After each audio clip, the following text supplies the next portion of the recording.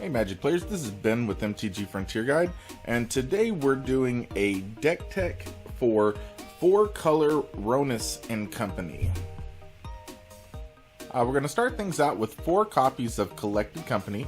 It's a 4-drop instant speed spell that lets you look at the top 6 cards of your library and put 2 creature spells with converted mana cost 3 or less onto the battlefield. So we use this spell to cheat in our creatures either at the opponent's end step or maybe at the beginning of combat after attackers have been declared, so we can flash in some blockers. It's just a great spell all around. Okay, so moving into our creatures, we're going to start things out with 3 copies of Duskwatch Recruiter. It's 1 generic and 1 forest. It's a 2/2, and it has the ability of paying 2 generic and 1 green mana to look at the top 3 cards of your library. And if you'd like to reveal a creature card, you can put that card into your hand, and the rest go on the bottom of the library. Now, since it's a werewolf, it also flips over if no spells were cast during the turn, and it turns into the Prowling Howler. And it's a 3/3 when it's on that side, and it makes all of your creature spells cost 1 generic less to cast. Now this is great because this is a Collected Company deck, so we are running quite a few creatures in here. Next up we have 4 copies of Greenwheel Liberator. It's a 1 generic, 1 forest to cast, and it has Revolt, so if you've had a permanent leave the battlefield during the turn, it comes into play with 2 +1/+1 counters on it, so it's a 4/3.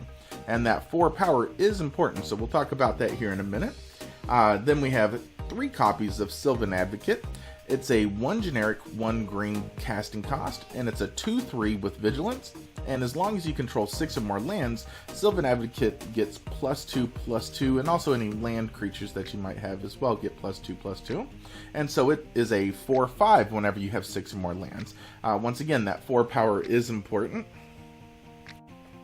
And here's why that 4 power is important. We are running the green god Rhonas the Indomitable. He's 2 generic and 1 green. He's a 5/5 with Death Touch and Indestructible. He can't attack or block unless you control another creature with power 4 or greater. So that's why we want to make sure that our creatures can get up to that 4 power. He also has the ability to pay 2 generic and 1 green mana, and another target creature gets +2/+0 and gains trample until the end of turn, so he can help pump up your creatures to get to that 4 power that's needed for him to attack or block. Then we have 2 copies of Anafenza the Foremost. It's a 3-drop, it's the Abzan colors, so white, black, and green. And it's a 4/4 already when it comes into play, and when it attacks you get to put a +1/+1 counter on another tapped creature you control, so it can also help pump some of our creatures up to get them to that 4 power. And whenever a creature card would be put into an opponent's graveyard from anywhere while Anafenza is on the battlefield, you exile it instead. So it can be very helpful for any kind of mill type strategies, anything that's wanting to put cards into the graveyard and possibly bring them back with maybe Liliana or something like that. Next we have 3 copies of Tireless Tracker. Once again, just a great 3-drop. He's 2 generic and 1 green. He's a 3/2 when he enters the battlefield. And whenever a land enters the battlefield under your control, you get to investigate, so you get a clue token. And when you sacrifice a clue, you get to put a +1/+1 counter on Tireless Tracker. So he can easily get up to that 4 power.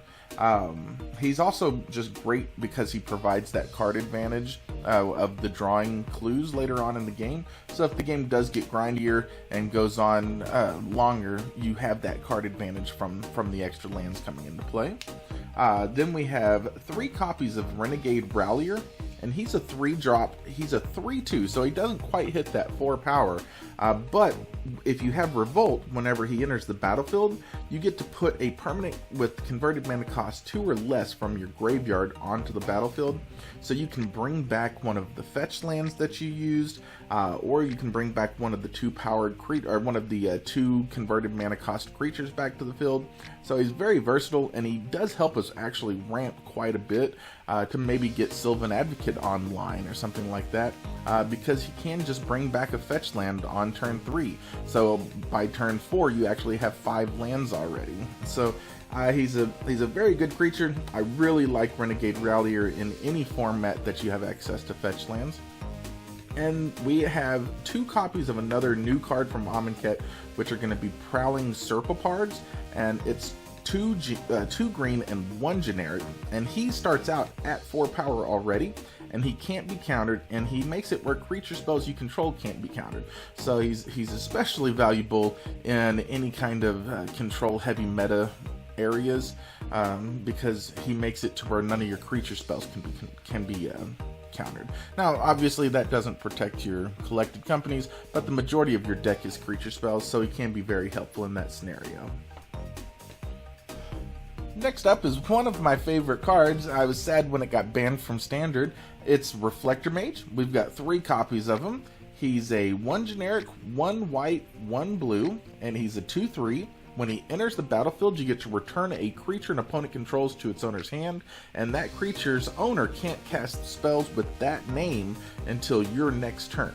So he's great if you play him on your turn, then they can't cast him on their next turn. However, if you do hit him off of a collected company on their turn, then on their next turn they are able to cast him, since your turn immediately follows their turn. So just be aware of that interaction as well. And then we have our last creature in the deck, which is going to be 3 copies of Spell Queller. It's also 1 generic, 1 white, and 1 blue mana. It's a 2/3 as well. It's got flash and flying, and when it enters the battlefield, you get to exile a target spell with converted mana cost 4 or less, and then when it leaves the battlefield, the exiled card's owner may cast it without paying its mana cost. So when it really shines is if your opponent's playing something like Painful Truce, and they cast it, then when it enters the battlefield, to recast it, it doesn't actually draw them many cards because they didn't actually use any mana to cast the card. So if you can catch a spell like that with the Spell Queller, it makes it really rough for your opponent. So, and you get the 2/3 flyer out of it as well.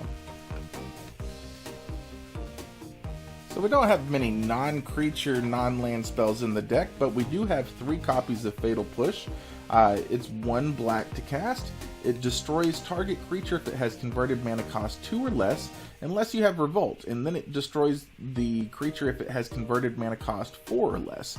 Now since this is Frontier, we do have access to fetch land, so it is pretty easy to trigger that Revolt. And you do get to cast the Fatal Push at instant speed as well. It is one of the best removal spells in the format, if not the best removal spell in the format. And then we have 2 copies of Dromoka's Command. It's a 1 green, 1 white instant speed spell. You get to pick 2 modes.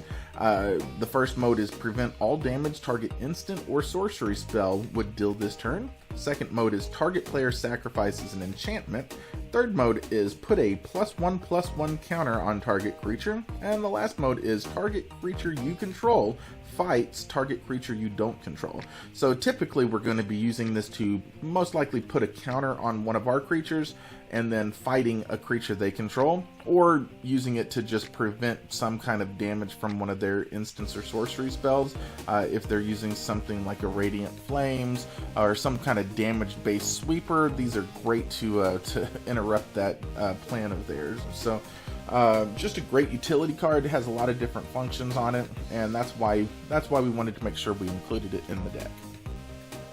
Okay, so moving into our mana base, it is a 4-color deck, so we do have quite a few fetches in here. We've got 3 copies of Windswept Heath, 3 copies of Wooded Foothills, 3 copies of Polluted Delta, 3 copies of Flooded Strand. Our dual lands are 1 Canopy Vista, 1 Sunken Hollow, 1 Prairie Stream, and 1 Smoldering Marsh.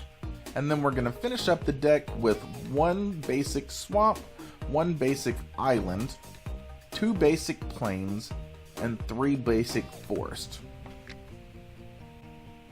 Now, as usual, your sideboard will be heavily dependent on what you're expecting to face at your local game shop, so whatever your local meta looks like.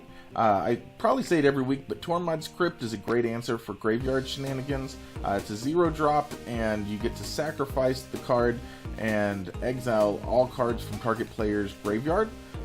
Declaration in Stone is really good against any kind of token-based strategies, and especially with Anointed Procession from the new set, probably going to see an increase in any kind of token strategies. Reclamation Sage is a good answer for artifacts and enchantments, and it can be hit off a Collected Company, so you're not lowering your percentage of creatures for the deck by putting that card in the sideboard. Disdainful Stroke is another good one. It works really well with our Spell Quellers, because Spell Queller gets cards that are 4 or less, and Disdainful Stroke counters cards that are 4 or greater. So it can fill that other slot if you're just needing some more control type cards in the matchup. Well, that's it for the deck tech today. We hope you enjoyed the 4-color Rhonas and Company deck.